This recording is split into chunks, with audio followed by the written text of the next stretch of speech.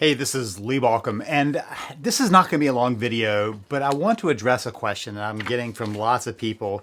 You consider the questions that they've submitted, and a lot of them will give me a lot of details, about what's happened in their relationship, but it boils down to one question.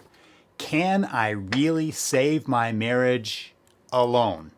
So, let's talk about that for just a few minutes, and I want you to stick with me to understand that there are some worse ways of doing that. Okay, so first of all, recognize you, the saver, have a role that is unique to your position. You're the one who is starting this process. So maybe your spouse has said, I'm out, I'm done, I want space. Maybe they're just saying things aren't right, I don't know what to do. Maybe you've been thinking, we'll go to therapy, we'll find somebody, we'll fix this, we'll get going. But you've got a spouse who at this point cannot see a way forward. And so, as I've said many times, that I can help you save your marriage even if only you want it. And so many times people over the years have said, that's not possible. You can't save your marriage alone. And they are maybe not even half right, but they're a little bit right. You can't ultimately save your marriage. Ultimately, at some point, your spouse has to join in the process. So let me just say up front that I don't believe that you can have a one-sided marriage long term. But that's different than whether you can start the process of saving your marriage by yourself. So first of all, let's talk about why I think it's possible, and then I'm going to just talk about a little bit of worse ways of doing that. So first of all, I want you to think of a marriage as being kind of a dance. You and your spouse have found a dance through life that includes connection and intimacy. It includes how you kind of do life. It also includes how you relate together. And so I've talked about this, for instance, in a video just last time about whether you're a spacer or a chaser, and that you really want to be a pacer. And part of what that was about was establishing the space that's between you. But as the disconnection grows in a relationship, the space grows in a relationship. Well, let's put it another way. The person who is the spacer keeps finding more and more space until the chaser, out of fear, comes running after, right? And that's the pattern that we often see over and over. And so part of what I wanted to point out there is the fact that there is this establishment of space that is true in every relationship you have. You probably have some friends with whom you are extra close and some friends who you are less close. Well, that difference between the two is kind of what we're talking about here. There is this difference that comes into play in any relationship, right? There's this space that comes in where you find the distance between you that feels okay. Okay, so that's our basic point here. And in a marriage, you have created that over time, and you kind of create it a little bit at a time. But here's the thing.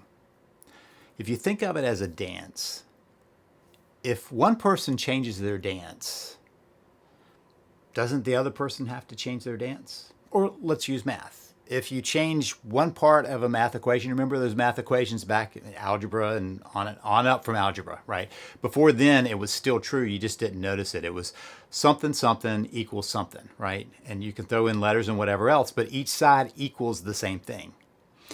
And so you have an equation where the two of you are in this equation. If you change one side of the equation, it changes the other side of the equation, right? That's how you solved math problems. Add to it or subtract from it or divide by or multiply, and you have to do the same on the other side, and that's how you solve the problems.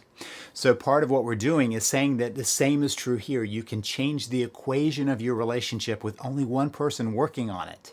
Now, if two people are working on it, great. That makes it so much easier, but that's not always the case at the beginning. That's not always the starting point of your relationship. That's where you're going to move to as you work to reconnect. So let me tell you the worst way. The worst way is if you want to save your relationship and your spouse is resisting and you try to drag them into the process. Let me tell you some ways I've seen it. Let's say that you have found a therapist or a coach and you're saying, hey, let's do therapy, let's do coaching. And your spouse says, I don't really want to. And you shame them or force them or somehow coerce them into going.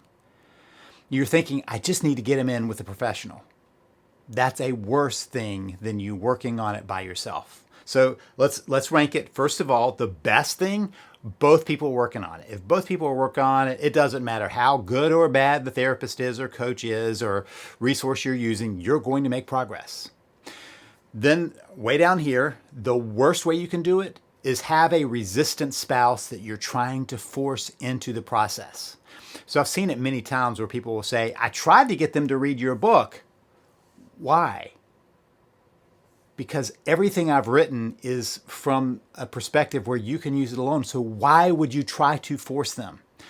If it's kind of like if somebody says, I don't want to do this sport, and you say, great, I bought all the equipment so you can do that sport, right? And so the same thing happens where people are like, I don't see a way forward in our relationship. And you go, great, let me share with you some books. Let me share with you some resources. Let me share with you some websites. Let me share with you a therapist, a coach, an approach, or whatever. What's going to be the outcome? Resistance. More resistance. In fact, I have a rule that if I'm doing coaching, both people have to be in agreement of working on things. Both people. If not, now they don't have to be in agreement that they're going to save their marriage. They just have to be in agreement that they're trying to work forward to something. If not, I have stopped the coaching session in the middle of the coaching session and said, nope, we're done. I am only going to deal with the person who wants to save the marriage. Why? Because resistance grows when you feel forced into something. It's just human nature.